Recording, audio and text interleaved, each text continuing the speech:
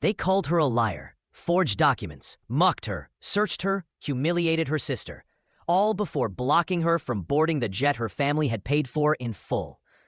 Passengers whispered, staff smirked, but when Zara Whitmore made one phone call, the entire runway froze.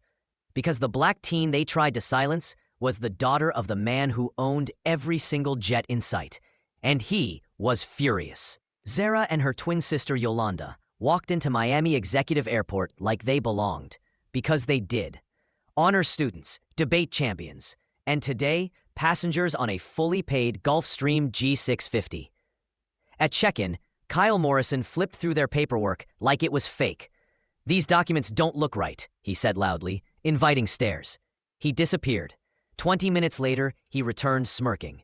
Charters canceled, payment issues. The sisters stayed calm. But every move forward met another wall. Security randomly flagged them.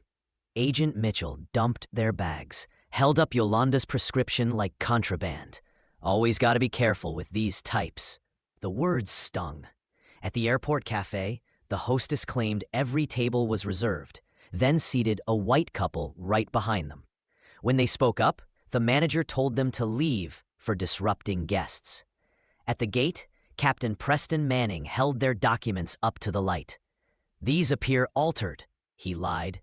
Then came Simone Bradford, a black supervisor, siding against them. "Keep this up, and I'll deny boarding myself."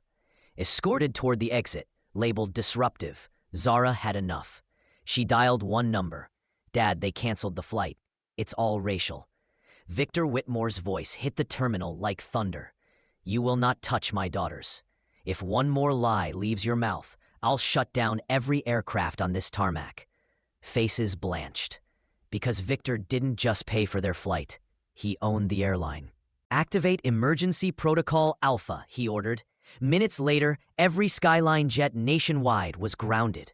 Screens flashed red. Executives panicked. Victor arrived in person with attorneys, investigators, and media. Staff were confronted one by one. "You lied. Fired. You profiled. Fired. You enforced prejudice. Fired." By nightfall, over a dozen employees were gone. A federal civil rights probe launched months later. Skyline became the first private airline with national anti-discrimination protocols. And the Whitmore twins, they didn't just reclaim their seat, they changed aviation forever.